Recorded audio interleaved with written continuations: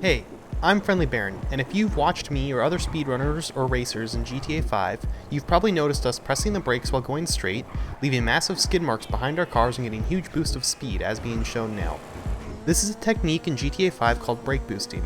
The gist of how it works is that when going over an elevation change that almost but not quite lifts your wheels off the ground, you can momentarily hold the brake while still holding the gas to get more speed. The game is tricked into thinking that you are doing a burnout from a standstill and gives you the extra traction and speed that doing a burnout from a stop does. The spot up here in Grapeseed is my recommended spot to learn how it's done. It can be done in speedruns and GT Online and works on any platform, although on the Xbox and PlayStation it may not have as large an effect as on PC due to lower FPS. Here's a comparison between going down this straight with and without the brake boost. The cars launch at the same time and hit the crest in the road at the same time, but just a moment later the left car that did the brake boost is a car length ahead. Over the course of a longer straight or over many laps, this difference in speed would really add up. I have my controller overlay large for this video so you can see what inputs I'm making, but know that this trick can be done on keyboard just as easily. Just before the car is about to hit the peak of the crest, I apply the brake for about 1/3 to 1/2 of a second, then lift off the brake. Mechanically, it's quite simple to learn the basics of just holding the gas and brake at the same time. It's more about learning the timing to get it right. I'll play it again in slow-mo so you can see better timings. Just as I'm getting to the crest, slam on the brakes, don't forget to keep holding the gas, and release again right away. Generally around 1/2 a second is good timing. I think mentally I usually lift once I begin to hear the tires start squealing, but it's really personal preference. It does take some practice to learn this, but it could be quite fun once you do. I recommend you start with this spot up here in Grapeseed, with a sports car like the Jester, Feltzer, or Massacro, or a supercar like the Cyrus or T20. Here's some examples of it being used to overtake people in FiveM Racing and GTA Online. I'm sure some people consider this mechanic dumb, silly, and others who find it awesome and fun, and honestly that's okay. The main goal of this video is to make you aware it exists. Personally, I'd prefer if it wasn't in the game, but it is. I can't change that, so I use it to try and have fun and use it to its full advantage.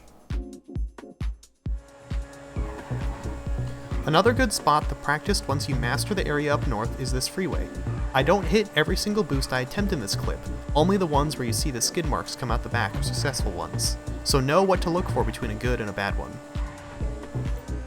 These big potholes can also be brake boosted off of. Though they are a bit harder, you want to again hold for about 1/3 of a second, even though it feels a little long. Practice these 3 areas I've shown and get started brake boosting, and I think you'll have it in no time. If you are having trouble seeing any of the marks on the road that I'm boosting off of, you'll want Anisotropic Filtering to be set as high as possible, so generally 16 times. Here's filtering off, and on. It may be hard to see here, but trust me on this one, it makes the lines on the ground easier to see along with the elevation changes easier to read as you drive along. Also note that changing filtering can only be done on PC of course, and you shouldn't do it in-game as it's bugged doesn't say set when you restart the game. You'll want to set it through your respective graphic card's control panel.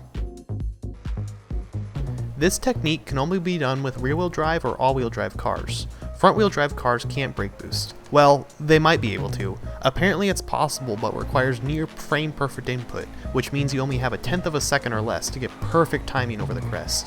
Nobody I know was able to do it, or I've never seen a video of it, so this week's viewer challenge is to send me a video of you brake boosting a front-wheel drive car. I don't think it can be done, but if you can, winner gets a video of me licking their username spelled in ketchup. Cars with a higher suspension travel are generally easier to brake boost, so something like the Atark or X80 aren't very good at all, but stuff like the Feltzer, Osiris, and even the Tropos are quite good at it. And when I say rear-wheel drive with high suspension works well, I mean it. In the speedrun, we even brake boost this truck here at this point under the bridge. Speaking of the speedrun leads to my next point, brake boost in single player. I wonder if I can... Everything shown before could be done on online. In single player though, it gets crazier. By combining the brake boost with Franklin's power, we can reach insane speeds very quickly. Generally you do the brake boost as before, but just after you hold the brake, then toggle the power on, hold as normal, toggle the power off, then lift off the brake. Again, practice makes perfect and it's quite fun to zoom back and forth in single player using this. Franklin's ability gives you extremely high grip during its activation, amplifying the effect you get from the brake boost. This way to go super fast with no mods is pretty cool, and we make heavy use of it in the speedrun. Back and online, you can brake boost on more than just the normal roads. On custom stunt tracks, you can hit boost as well by using the crest or smooth enough bumps that are created by propping.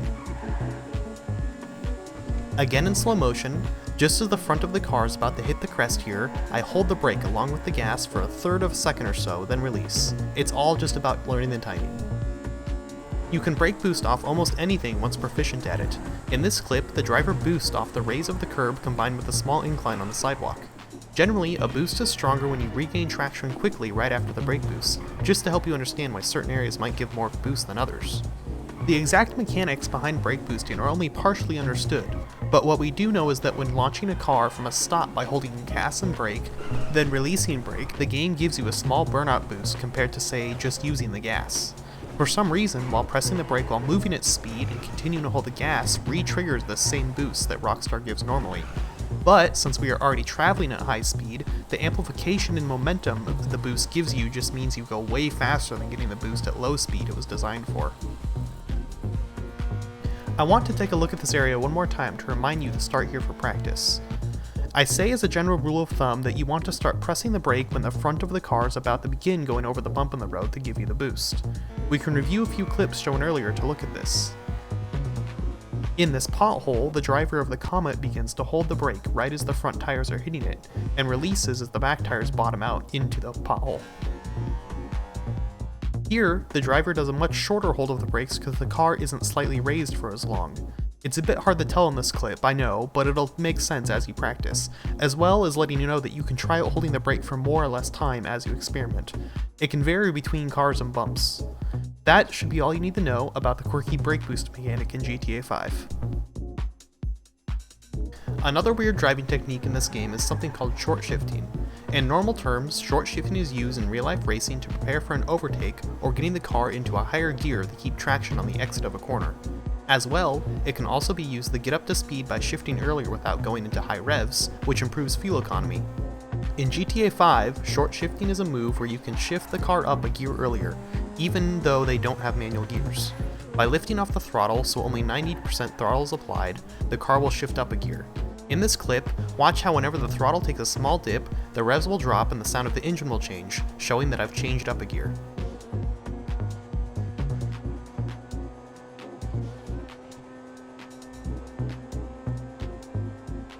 Shifting up early can get you into higher gear quicker, as well as increasing the effectiveness of curb boosting. A small aside, if you don't know what curb boosting is, it's the main speed trick in GTA 5. Whenever going over any bump, but especially curbs or bumps in the road, the compression of the suspension gives the car a rev boost and you go faster. So when you see someone going onto the sidewalks like this, or hitting the tires onto the curbs like here, that's curb boosting to increase the speed. Again, like brake boosting, I wish it wasn't in the game, but it is, so I might as well make use of it. Curb boosting is more effective when your RPMs are low, so doing a short shift then immediately hitting a curb can gain you more than just going over it normally. Before we get into more details of short shifting, let's take a look at some use cases. Notice how the car in front is slowly pulling ahead. Right on the edge of the bridge though, we are going to get a short shift right before a bump and it gains back a bunch of time.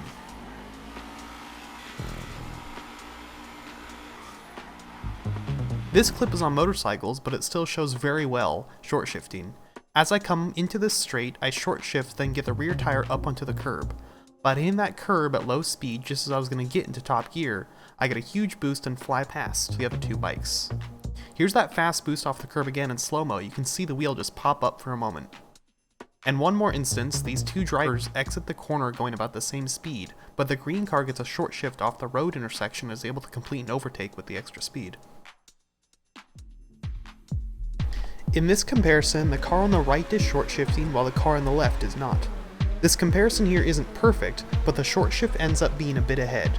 If anything, know that short shifts between every gear change out of habit is fine, but as long as you get more skilled with it, you will want to work on timing your shifts to work before curbs and bumps. When practicing short shifting, I recommend using a super or sports car with high RPM range to give a bit more leeway for practice.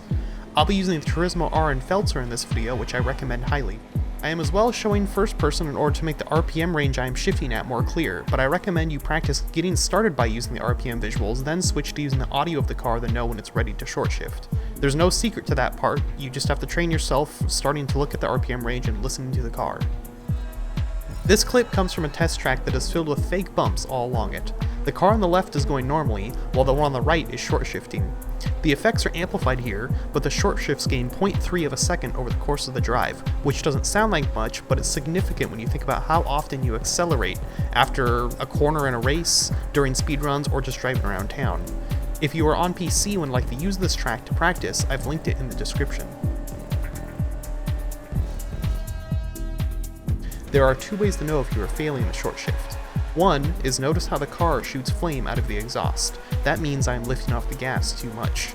Two is that if you lift off and don't hear the car drop in revs, then you didn't actually get the shift. I think it's common knowledge that when you shift up a gear, the revs drop. You cannot short shift on keyboard as it requires variable input, unless you have one of those fancy pressure sensitive keyboards. Short shifting can be pretty tough, but the basic mechanic of lifting off 10% to go up a gear early should be pretty straightforward. Once you get that part down, it's all about learning to time it with curbs in your own car's audio. Once you really start getting good, you can combine short shifts and brake boosts. Being in a higher gear for a brake boost means you will get a stronger and longer brake boost. As well, another small tip is that if on controller, keep your throttle pressed down about 10% through a corner. You can exit the corner in a higher gear by not allowing the car the downshift that way. If you're going to practice these racing tips, good luck, and feel free to ask me in the comments on my Twitch channel or myself or someone else in the GTA 5 channel on my Discord if you need help or extra clarifications. If you're here just to learn about some of the weird driving mechanics in GTA 5, I hope you enjoyed them at least, and please, for my sanity's sake, do not complain about them in the comments. They are dumb, but they are in the game, so deal with that in whatever manner you need, as long as it doesn't involve shooting the messenger.